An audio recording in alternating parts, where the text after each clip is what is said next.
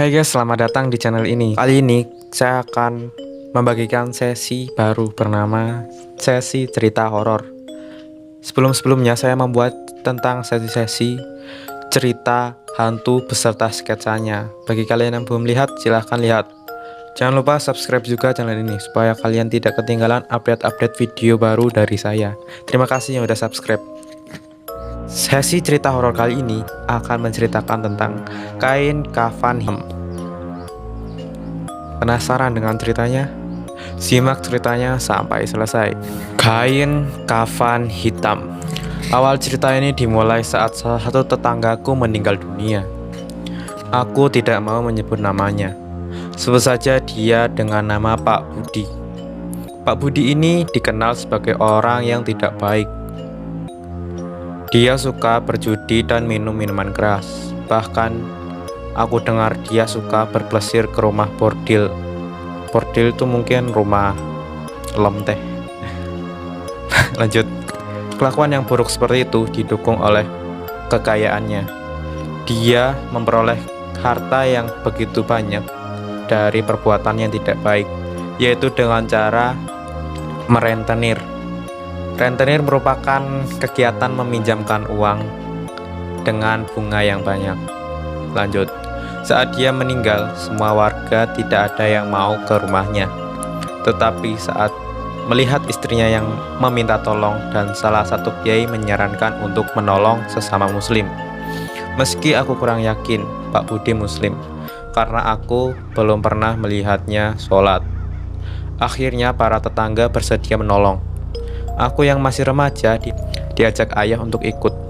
Kegemparan terjadi saat ingin membungkus mayat Pak Budi. Kain kafan yang sedianya ingin membungkus tubuh Pak Budi tidak mampu menutupi seluruh tubuhnya dengan tambun. Maksudnya, kain kafan tadi tidak bisa menutup rapat mayat Pak Budi. Seram juga ya guys. Akhirnya mereka membeli kain kafan yang lebih besar, tetapi tetap saja tidak muat. Setelah 3 kali tidak muat juga, saat itu hidungku sudah mencium bau busuk dari tubuh Pak Budi. Akhirnya salah satu pelayat menyarankan untuk mengganti kain kafan itu dengan kain warna hitam. Karena di saat itu ada kain yang berwarna hitam yang cukup lebar. Entah ide gila terinspirasi dari mana, tetapi itu berhasil. Tubuh Pak Budi bisa terbungkus kain berwarna hitam. Dengan kain berwarna hitam itu dengan sangat mudah. Seakan itu adalah kafan yang sangat pas untuknya. Ngeri ya guys. Saat semua pelayat sibuk dengan keranda yang belum datang, apalagi saat itu hujan deras, aku masih berdiri di depan tubuh Pak Budi yang terbujur kaku di atas dipan. Aku melihat mayat Pak Budi yang terbujur kaku itu. Entah kenapa bulu kudukku merinding. Baru pertama kali di hidupku aku melihat mayat yang dibungkus oleh kain kafan hitam. Setelah keranda datang, para pelayat segera membawa mayat Pak Budi ke musola terdekat untuk disolati. Aku yang saat itu tidak ikut karena hujan lebat, lebih baik memilih tidur dalam keadaan suhu yang dingin ini. Saat tiba di rumah, semua orang tidak ada, karena mereka semua pergi ke rumah duka untuk membantu. Aku yang mulai merinding lagi, entah karena suasana hujan atau akibat merinding yang lain. Akhirnya aku memutuskan untuk ikut ke kuburan bersama ayah. Beruntung sekali saat aku kembali ke musola, iringan para pelayat sudah bersiap berangkat. Aku lihat di depan keranda yang membawa tubuh Pak Budi diangkat oleh 10 orang yang terlihat sangat berusaha keras untuk berjalan, seakan-akan mereka mengangkat beban yang sangat berat. Di tengah jalan, banyak dari mereka yang membawa keranda meminta bantuan dari pelayat lain untuk menggantikan mereka. Mungkin mayatnya sangat berat. Tiba di kuburan, sesuatu yang mengejutkan terjadi. Kuburan Pak Budi belum siap. Menurut para penggali kuburan yang berjumlah 5 orang itu, mereka sulit menggali tanah yang keras, meski saat itu turun hujan.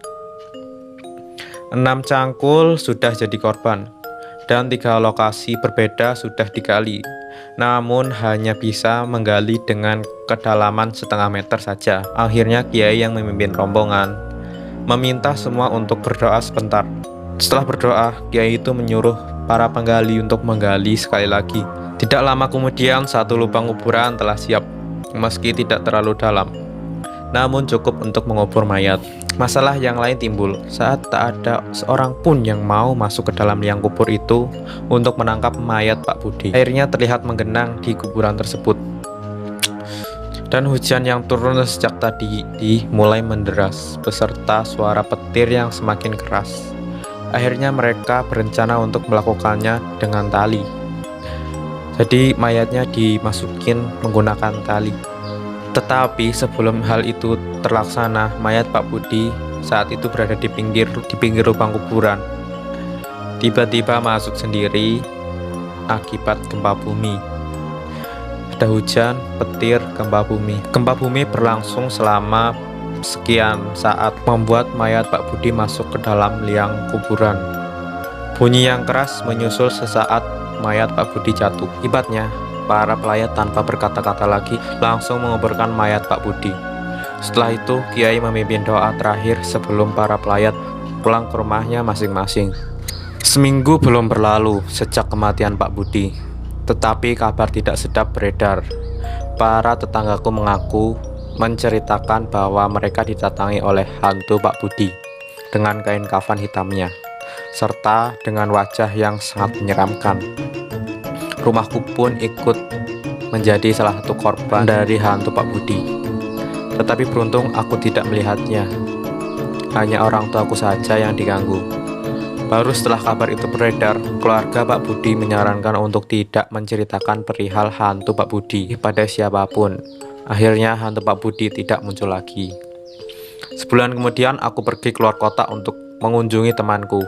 Aku bercerita kepadanya perihal hantu Pak Budi. Alasan menceritakan pada temanku saat itu karena sudah sebulan hantu Pak Budi tidak muncul, dan ini di luar kota. Apalagi temanku yang tidak kenal dengan Pak Budi. Tetapi aku salah.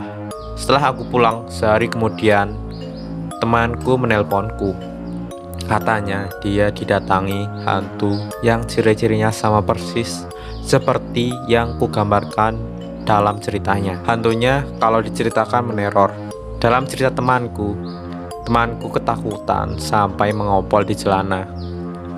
Aku yang tidak mudah percaya, sehari kemudian pergi ke rumah temanku yang lain, dan rumahnya lebih jauh. Aku ceritakan semua perihal hantu Pak Budi, dan setelah aku pulang, esoknya temanku menelpon dan menceritakan hal yang sama seperti yang dialami temanku yang pertama. Aku yang mulai setengah percaya langsung menguji lagi ke teman perempuanku yang tinggal di luar negeri. Aku menceritakan lewat email. Pada saat itu komunikasi masih pakai email ya. Setelah 4 hari tidak mendapat jawaban atau kabar, aku lega karena aku berpikir kedua temanku yang menelpon itu hanya bermimpi horor karena ceritaku. Tetapi saat hari kelima, sebuah email datang dari teman perempuanku itu. Dalam emailnya dia menceritakan bahwa dia didatangi oleh hantu berkain kafan hitam dan berwajah menyeramkan. Menurutnya, itu adalah hantu paling menyeramkan yang dia pernah lihat. Mungkin teman yang ada di emailnya adalah Indigo ya. Akhir sudah cerita ini. Terima kasih buat kalian yang sudah melihat video ini. Jangan lupa subscribe untuk melihat update video terbaru dari channel ini. Terima kasih.